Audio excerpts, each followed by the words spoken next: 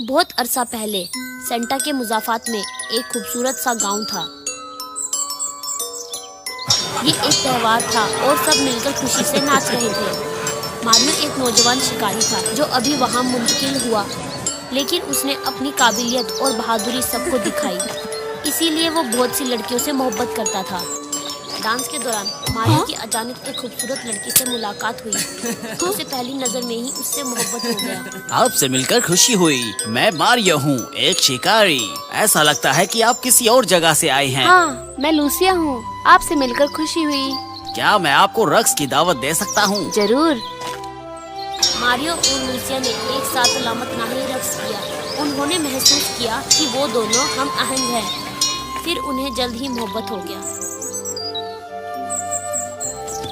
अचानक सरपट घोड़ों की आवाज आई और एक लश्कर तेजी से आया। ये ममलकन का बादशाह था। सबको हैरान करके दाखिल हुआ। अजीब बात ये थी कि लूसिया घबराई हुई थी और भागने की कोशिश कर रही थी। आपके साथ मसला क्या है? क्या हो रहा है? मुझे जाना होगा। अगर तुम मेरे साथ रहोगे तो मुसीबत में पड़ जाओगे। सिपाही जल्दी से पहुँचे, मारियो को रोका और इन दोनों को अलग कर दिया, जिससे वो बहुत हैरत में था। बादशाह, क्या हो रहा है? मैंने कुछ गलत नहीं किया। मेरी बेटी को बहकाने की हिम्मत कर रहे हो और कह रहे हो कि तुमने कुछ नहीं किया। तुम भी शहजादी, महल से बाहर जाने की हिम्मत कैसे की? अब्बू, मैं जानती हूँ मैं गलत हूँ। बराए करम मुझे तकलीफ ना दे। लूसिया, ये तो तुम एक शहजादी हो। लेकिन बादशाह, मुझे पहली नजर से लूसिया से मोहब्बत हो गई और उसने भी ऐसा ही किया। बराए करम हमारी मोहब्बत को कबूल करें। बकवास बंद करो। तुम सिर्फ एक गरीब शिकारी हो। शहजादी के नीचे बहुत दूर। मेरी बेटी से दूर रहो। लूसिया सिर्फ एक अजीम, एक शूरवीर या किसी बहुत अमीर से निकाह करेगी। ठहरो बादशाह, तो अगर मैं शूरवीर बन जाऊं या बहुत अमीर बन जाऊं तो क्या मुझे लूसिया से निकाह करने का मौका मिल सकता है? तुम्हारे लिए अच्छा है। अगर तुम चाहो तो मैं तुम्हें एक मौका दे सकता हूँ।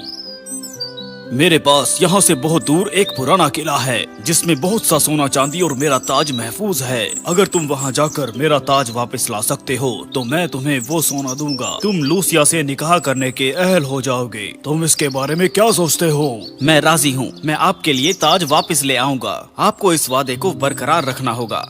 बिलाशुला बादशाह कभी अपने अल्फाज नहीं तोड़ता।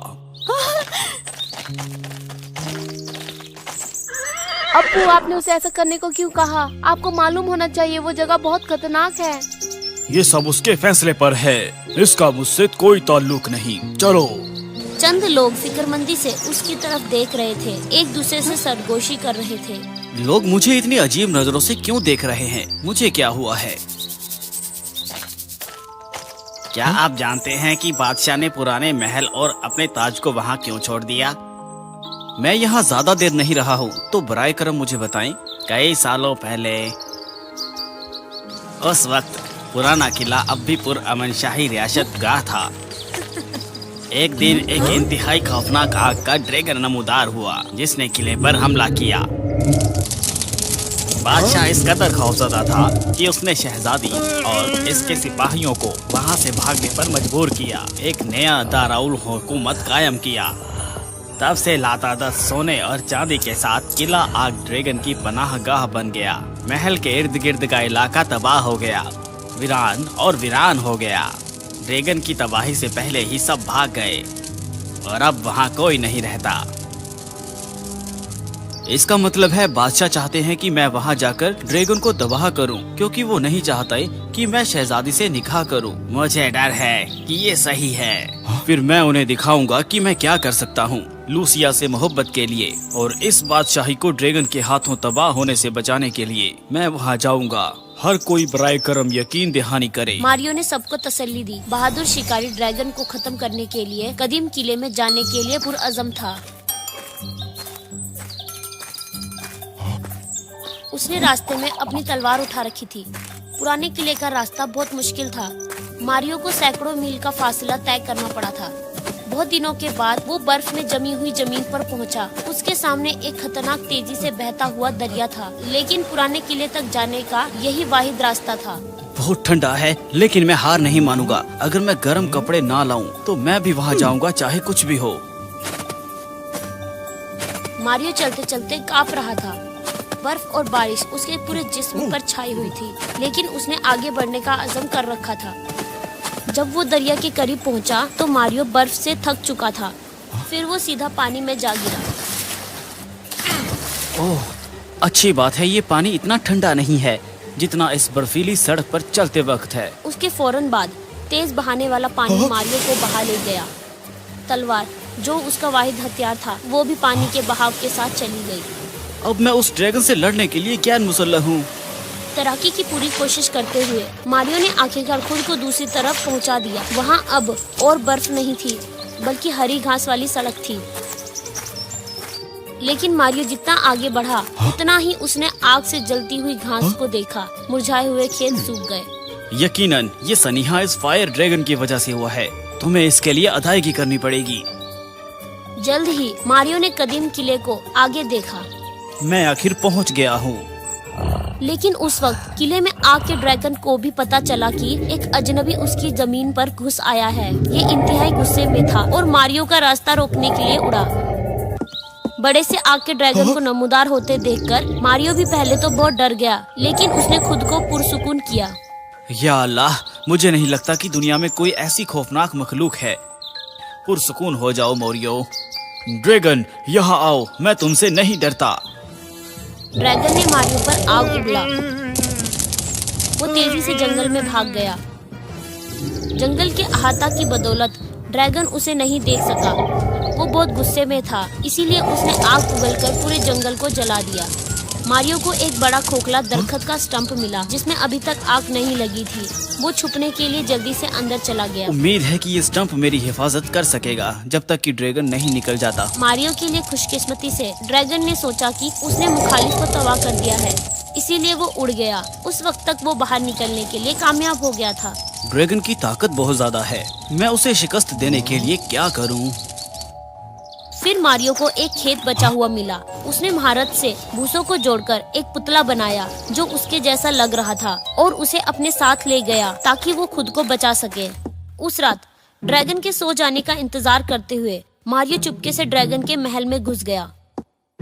उसे एक बड़ा कमरा मिला जहाँ ड्रैगन सो रहा था, सोने और चांदी के खजाने में घिरा हुआ। मारियो ने भूसे के पुतले को दरवाजे के करीब रखा और दिमागी तूफान शुरू कर दिया। मेरे पास हथियार नहीं है, इसलिए मैं उसे शिकस्त देने के लिए कुछ नहीं कर सकता। ये एक नई मंसूबाबंदी के साथ आने का वक्त है।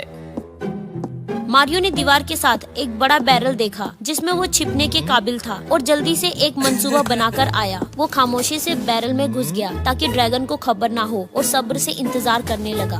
अगली सुबह जब ड्रैगन बेदार हुआ तो कमरे में भूसे का पुतला खड़ा देखकर बहुत हैरान हुआ। ये सोचकर कि अंदर कोई दाखिल हो रहा है, गुस्से में ड्रैगन उड़ा और हमला करने के लिए आग उगलने लगा। मौके का फायदा उठाते हुए मारियो ने अपनी छिपने की जगह छोड़ दी। वो बैरल ले आया और जल्दी से ड्रैगन के मुंह पर मेहर लगा दी। ड्रैगन चौंक गया। उसने जद्दोजहद की और आग उगल दी, लेकिन बैरल ने सब कुछ बंद कर दिया।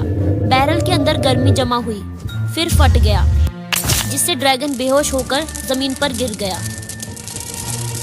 जबरदस्त, मैंने खौफनाक आग ड्रैगन को शिकस्त दी है, नाकाबिले यकीन। अब मुझे सिर्फ बादशाह का ताज ढूंढना है। अपनी फतेह से खुश होकर मारियो ने ताज को तलाश करने के लिए खजानों में घुमा फिरा। उसने एक बड़ा संदूक देखा और उसे खोलने ही वाला था, अचानक एक भड़कती हुई गर्म चिंगारी उठी, तकरीबन मारियो को मारने लगी थी। मालूम हुआ कि ड्रैगन जाग गया था। मारियो ने उजलत में आग के शोलों को चकमा दिया। वो इससे निपटने का तरीका सोचते हुए भागा। मैं ज्यादा देर तक भाग नहीं सकता, ये ड्रैगन भी जख्मी है। अब उसे कैसे तबाह किया जाए? आहा, मैं समझ गया। मारियो घर के चारों कोनों में दौड़ता रहा, सतूनों का फायदा उठाते हुए चकमा देता है। ड्रैगन के शोलों ने बदले में चारों बड़े सतूनों को जला दिया, जिसकी वजह से वो तेजी से कमजोर हो गए और शोलों में फट गए। फिर पूरा किला लरजने लगा। जबरदस्त, मैंने तुम्हारे लिए अपना तोहफा खत्म कर दिया है। मेरा आखिरी हमला वसूल करो। कुछ ही देर बाद चट्टान आग के ड्रैगन के सर पर भारी पड़ गई। पूरा किला मुनहदिम होकर खंडरात में दब गया। जहाँ तक मोरियो का ताल्लुक है, वो महल के मुकम्मल तौर पर गिरने से पहले वक्त पर बाहर भाग गया। ड्रैगन को शिकस्त देने के बाद मोरियो को ताज और उस संदूक में सोने और चांदी के बहुत से खजाने मिले। मोरियो वापस आया और ताज बादशाह के हवाले कर दिया, जिससे वो बहुत हैरत में था। बकाया सोना वादे के मुताबिक उसका था, जिसकी वजह से वो बहुत अमीर हो गया। इस जंगजू की शोहरत, जिसने ड्रैगनों को मारा और बादशाही की हिफाजत की, वो तेजी से पूरे मुल्क में फैल गई। उसे सबकी तारीफ और शुक्रिया मिली। जब मारियो ने शहजादी लूसिया से निकाह करने को कहा तो बादशाह के पास एतराज करने की कोई वजह नहीं थी। वो बहादुर और चालाक दूल्हे से भी खुश था।